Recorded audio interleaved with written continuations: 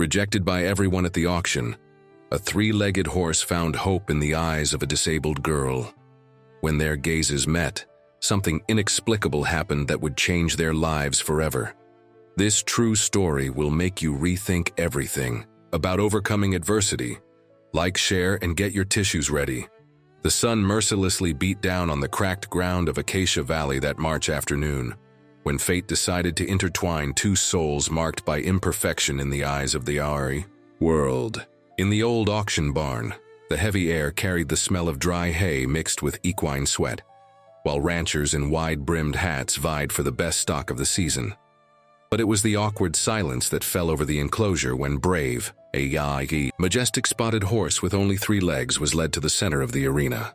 No one could imagine that moment of collective rejection would be the prelude to a transformation that would echo for generations in the small valley. Sarah Miller watched everything from the last row of benches, her crutches carefully propped beside her, her brown eyes shining with an intensity that contrasted with her 11 years of age. The girl knew well the weight of pitying stares, the whispered words when they thought she wasn't listening, the feeling of being constantly underestimated because of her physical condition. Perhaps that's why when she saw Brave hobble proudly into the arena, keeping his head held high despite the missing front leg, something inside her stirred like the waters of a long-dammed river. The Miller Ranch had been prosperous for 3 generations, but the relentless drought of the past 2 years had turned lush pastures into arid land, where only hope stubbornly insisted on sprouting. Mr. Charles Miller, the family patriarch and owner of Brave, clutched his hat in his calloused hands as he watched buyers look away from his horse. Each second of silence was like a stab to his breeder's pride, but necessity spoke louder than sentiment. Bills piled up like storm clouds on the horizon, and every animal sold meant another month of survival for the ranch.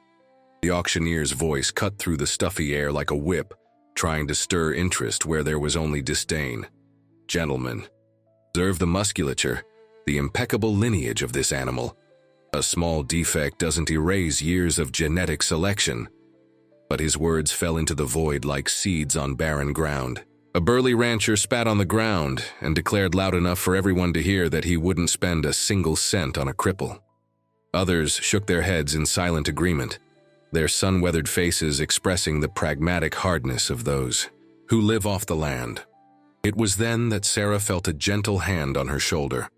Michael Smith, the new physical education teacher at the local school, had arrived in town a few months earlier, bringing with him revolutionary ideas about inclusion, an adaptation that caused both admiration and resistance in the conservative community.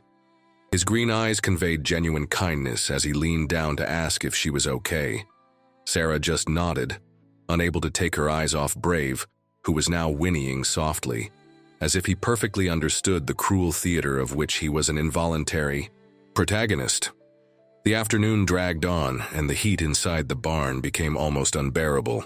Carmen Miller, Sarah's mother and a teacher at the local school, fanned herself with an auction flyer while watching her daughter's fixation on the lame horse with concern. She knew that determined glint in the girl's eyes well, the same one that appeared whenever someone said she couldn't do something. It was simultaneously her greatest source of pride and maternal worry. The auctioneer's hammer hung in the air like a sentence when Mr. Charles, in a last desperate act, lowered the minimum price for the 3rd time. The silence that followed was deafening. Brave lowered his head for the first time since entering the arena, and it was this gesture of defeat that made something break inside Sarah. Without thinking, she stood up, balancing precariously on her crutches, and her clear voice cut through the silence like the first ray of sun after a storm. "I want him!" All heads turned to the frail girl who defied conventions with the same courage as an ancient warrior. Murmurs ran through the rows like wind through dry leaves. Carmen felt her face burn with shame and pride in equal measure. Michael Smith, still beside them, couldn't hide a smile of admiration. Mr. Charles, from the center of the arena, stared at the girl with a mixture of surprise and something that could be reborn hope. What followed was a negotiation that would become local folklore. Sarah, with the eloquence of someone who had spent her life having to prove her worth, explained that she had saved every penny from her birthdays and Christmases for the past 3 years, She offered not only the money, but also her promise to work on weekends helping with the other animals on the ranch. Carmen tried to intervene, whispering about the madness of the idea, but Michael, in a gesture that didn't go unnoticed, gently placed his hand on her arm and murmured that some connections transcend logic. Mr. Charles stepped down from the platform and walked slowly to where Sarah stood. The old rancher knelt down to be at the girl's height, his tired eyes studying her with the wisdom of someone who had learned to read souls over the years. "You know he'll never gallop like the other horses again, girl?" Sarah squared her shoulders and replied with a conviction that made several adults present shift uncomfortably in their seats. "And I'll never run like the other kids. But that doesn't mean we can't find our own way to fly." The silence that followed was different from the previous ones. It was a silence heavy with possibilities, like the quiet before the first thunderclap of a long-awaited rain. Mr. Charles extended his calloused hand, and when Sarah grasped it with her small but firm hand, they sealed more than a deal. They sealed the beginning of a journey that would challenge every ingrained prejudice in that community. The transportation of Brave to the modest Miller house on the outskirts of the city became an event no one would soon forget. The adapted wagon traveled the main streets under stares ranging from morbid curiosity to thinly disguised disdain. Children ran alongside the impromptu procession, some mocking, others genuinely fascinated. Sarah followed alongside in another vehicle, but her eyes never left Brave, as if she feared he might disappear if she looked away. Michael Smith had offered to help with the transport, and his presence beside Carmen did not go unnoticed by the town gossips. A widower for 2 years, the teacher had come to Acacia Valley seeking a fresh start, away from the painful memories of the big city. His dedication to students with special needs had quickly earned him respect, if not total acceptance. From the community, now, watching him interact naturally with Sarah, explaining about equine anatomy while helping prepare the small improvised stable in the yard, Carmen felt something long dormant stir in her chest. Brave's first night in his new home was marked by a sudden storm that turned the dirt streets into rivers of mud. Sarah, ignoring her mother's warnings, dragged herself on her crutches to the stable to keep the horse company.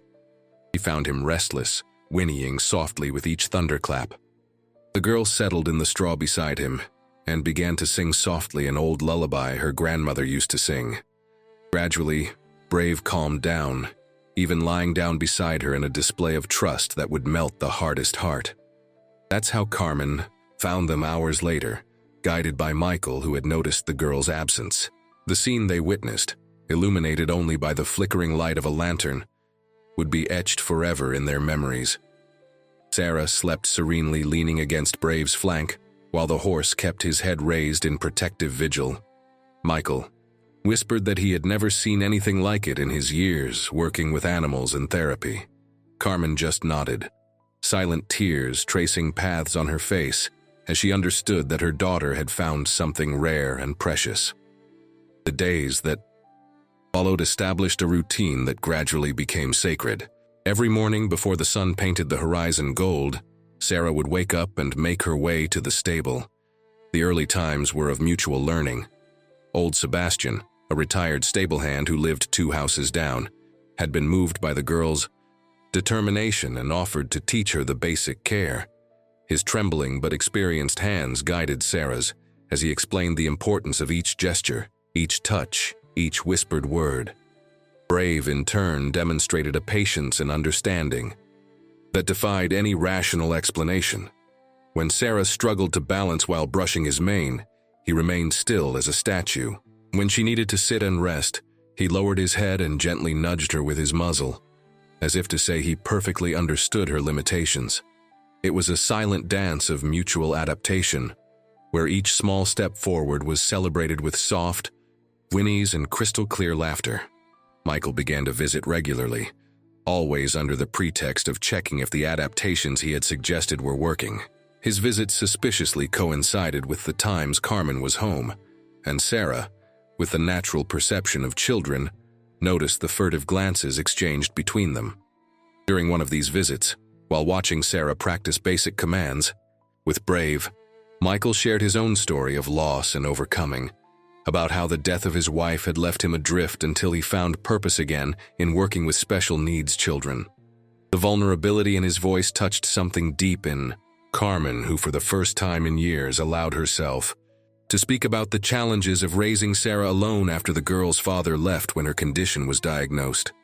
The words flowed like water long held back, and Michael listened in respectful silence, his solid presence offering the comfort she didn't know she needed. Sarah, pretending to be completely absorbed in her interaction with Brave, smiled secretly as she noticed Michael's hand gently rest on her mother's. But not everything was smooth sailing in this garden under construction. The third week brought the first major challenge when a group of older boys decided it would be fun to provoke the lame horse. They jumped the fence during the night and threw stones at the stable, causing Brave to thrash in panic. The noise woke the whole neighborhood, and when Sarah arrived, she found Brave with a deep cut on his hind leg, a result of his desperation to escape. The sight of blood staining the straw made something darken in Sarah's usually gentle heart. The fury she felt at that moment was primitive, visceral, as if a part of herself had been wounded. It was Michael who found her crying with impotent rage while the veterinarian, called in a hurry, tended to the wound. He held her as she sobbed broken words about human cruelty, about how some seemed to take pleasure in destroying what they didn't understand. The incident had unexpected repercussions. Mr. Charles, upon hearing what had happened, appeared at the Miller house accompanied by his two eldest sons. The shame on his face was evident, as he apologized for not having offered more support from the beginning. He promised that his sons would take turns in night vigils until the culprits were identified and punished. It was the beginning of a network of solidarity that gradually formed around Sarah and Brave. Brave's recovery coincided with a period of intense rain that turned the small stable into a mud pit. Sarah, determined not to let this disrupt her routine, improvised creative solutions. It was during one of these rainy afternoons that Michael found her trying to build a makeshift cover with old tarps. Together, with Carmen joining them after work, they worked in the rain, laughing as the mud splashed and turned the arduous task into a precious memory. It was that day, while sharing hot chocolate in the kitchen after their work, their clothes still damp and faces flushed with effort, that Michael took a small amulet from his pocket. It was a miniature horseshoe that had belonged to his wife, also a rider. He offered it to Sarah, saying he believed it would bring luck on her journey with Brave. The simple gesture carried layers of meaning that did not go unnoticed by anyone present. It was a symbol of acceptance, of belonging to something bigger. Weeks turned into months, and with them came a subtle but profound transformation. Sarah had developed muscles in places that were previously only promises of strength. Her posture had improved remarkably, and there was a confidence in her movements that surprised even the physical therapist who followed her. Brave had also changed. His coat, once dull and lifeless, shone with health. His eyes had lost that shadow of resignation, replaced by a liveliness that was contagious to everyone around. It was Sebastian, the old stable hand, who first suggested the unthinkable. During one of his guidance visits, he watched Sarah perform a series of complex commands with Brave and declared it was time to think about the next step. The word ride hung in the air like a promise and a threat simultaneously. Carmen immediately expressed her concerns, listing all the possible and some improbable dangers. Michael, however, surprised everyone by supporting the idea, suggesting they consult specialists in adapted equine therapy. The search for a qualified professional proved more challenging than expected. 3 specialists visited Sarah and Brave, and all politely declined, citing the unique combination of challenges as beyond their expertise. That's when the news reached the ears of Dr. Helen White, a renowned equine therapist who was passing through the region for a conference. Intrigued by the reports, she decided to make a detour to learn about the case that was causing such a stir in the professional community. Dr. Helen's arrival marked a turning point in their journey. A middle-aged woman with eyes that had seen much, and hands that had healed even more. She spent hours silently observing the interaction between Sarah and Brave. She didn't take notes, didn't take pictures, just observed with the intensity of someone reading a complex musical score. At the end of the day, her verdict was simple and revolutionary. You two are already doing everything right. We just need to adjust some technical details. The training program that followed was intense and meticulous.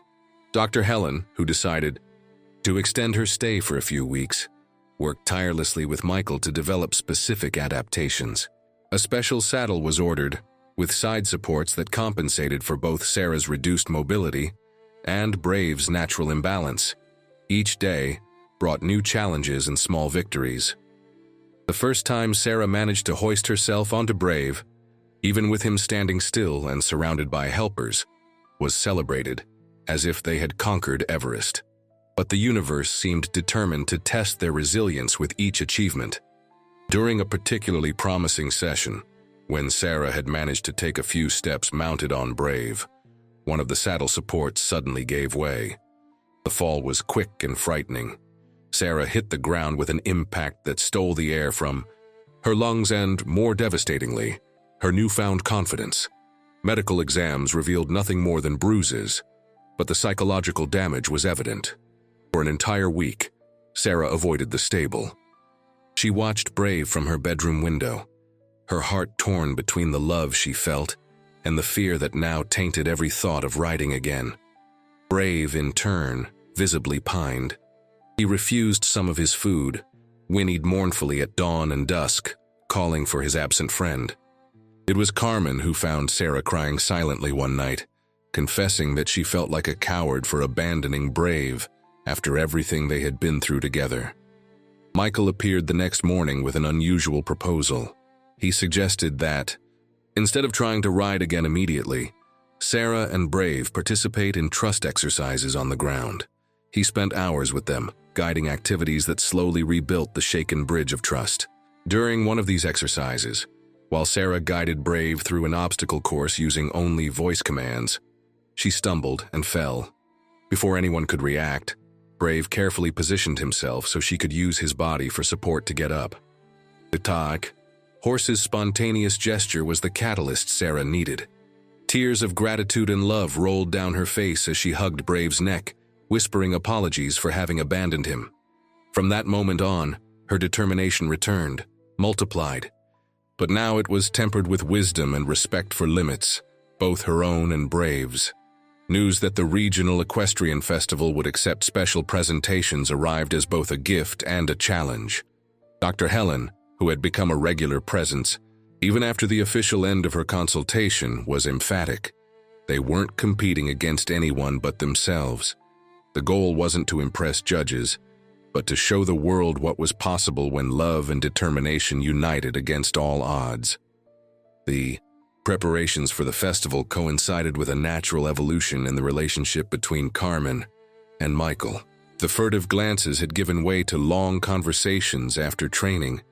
Accidental touches became hands held while watching Sarah progress. During a special dinner to celebrate Sarah's first complete course mounted on Brave, Michael made an emotional toast about finding light in unexpected places, his gaze alternating significantly between Sarah and Carmen. But the path to the festival wouldn't be paved only with romance and overcoming. 2 weeks before the event, a severe storm hit the region.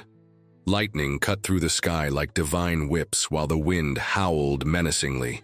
It was during this storm that the true test of courage presented itself. Lightning struck a tree near the stable and fire quickly began to spread through the dry wooden structure. Sarah was the first to notice the orange glow from the window. Without thinking, she grabbed her crutches and ran as fast as her legs allowed. The heat was infernal.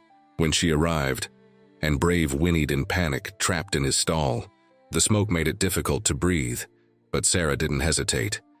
With a strength she didn't know she possessed, she managed to open the stall door. Brave, however, paralyzed by terror, refused to come out. It was then that the entire connection built between them manifested in its purest form.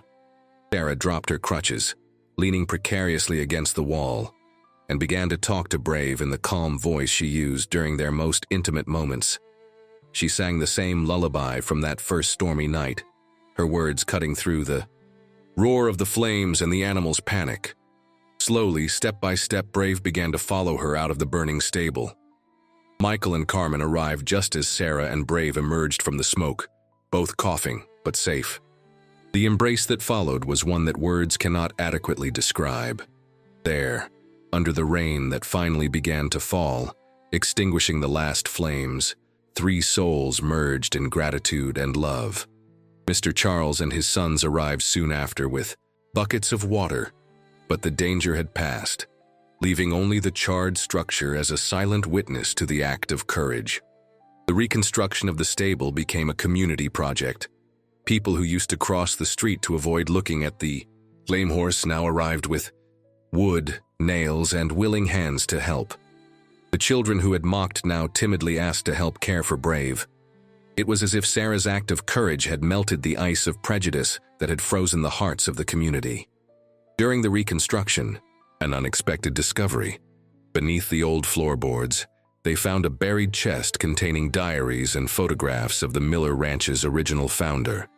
Among the items, a story no one knew about a champion horse that had lost a leg saving its rider from an ambush during the Wars of Independence. The horse had lived its final years honored and loved, defying all who said its life had ended with the loss of the limb. The coincidence, or perhaps fate, energized Sarah even more. With the new and improved stable ready, training intensified.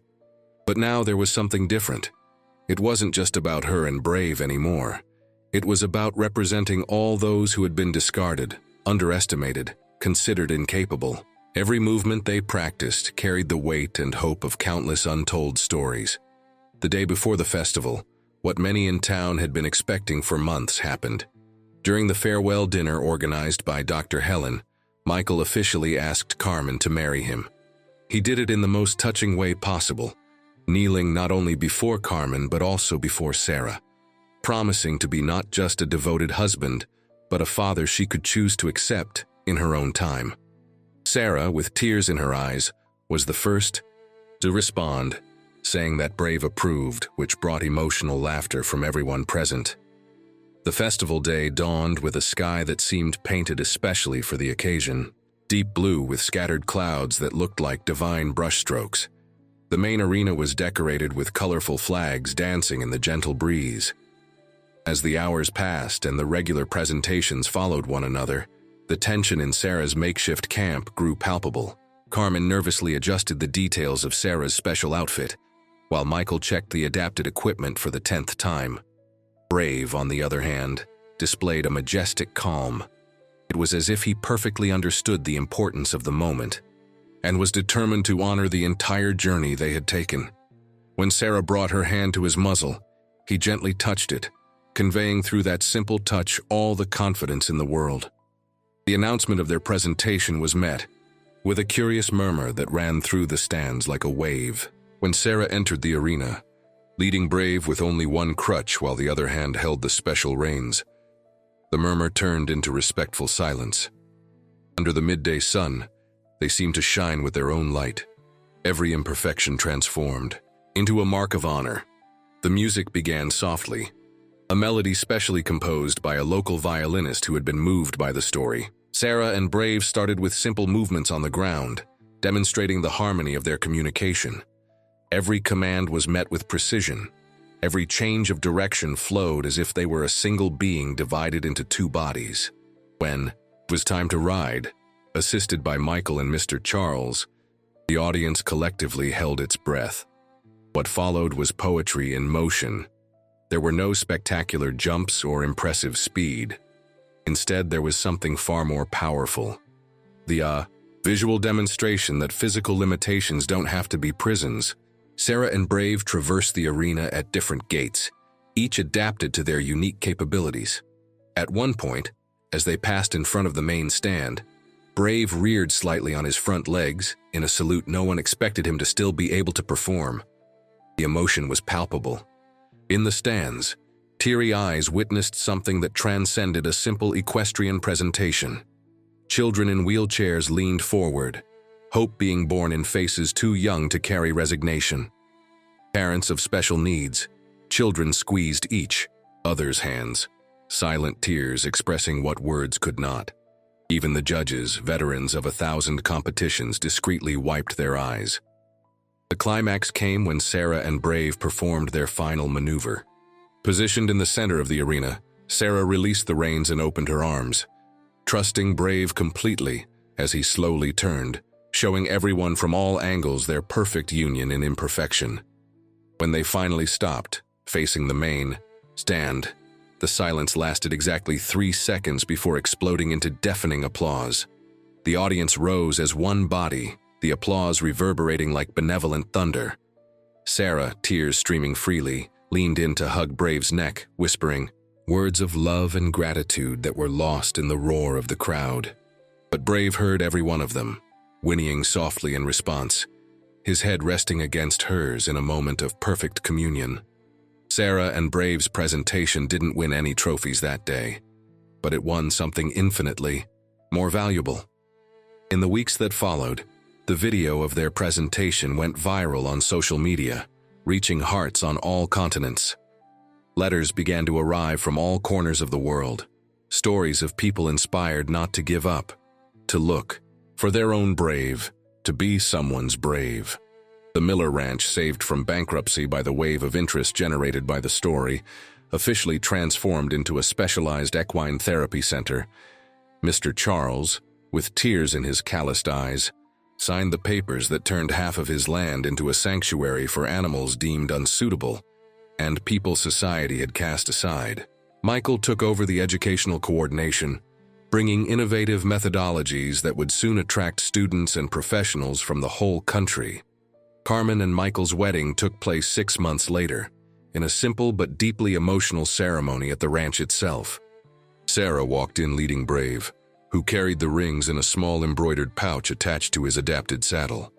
When the priest asked who gave away the bride, it was Sarah's clear voice that replied, "Brave and I give her away, with all our love and blessing." There wasn't a dry eye in the congregation, but the real magic happened in the daily life of the center. Children who arrived with heads bowed and without hope found in Brave, and the other rescued animals mirrors of their own struggles and possibilities. Sarah, now no longer just a patient but an assistant instructor, shared her journey with the full wisdom of someone who had learned that the greatest limitations are those we impose on ourselves. There were difficult days, of course. Days when Sarah's physical pain prevented her from getting out of bed. Days when Brave felt the weight of years and the missing limb more acutely. But it was on those days that their connection shone brightest, one supporting the other through silent presence, gentle touch, understanding that needed no words to be complete. One autumn afternoon, 3 years after that fateful auction, Sarah sat under the large acacia tree they had planted in honor of all the perfectly imperfect who had found hope at the ranch. Brave grazed peacefully nearby, occasionally approaching to touch the girl with his muzzle, as if checking if she was still there. Michael and Carmen watched from the porch of the new house, built with the center's savings, their hands intertwined as they planned the future of the project that had been born from the improbable meeting between a determined girl and a horse who refused to be defined by his limitations. The sun began to set, painting the sky with shades of gold and red that seemed to celebrate another day of small but significant victories. A new family had arrived that morning, bringing an autistic boy who hadn't spoken in 2 years.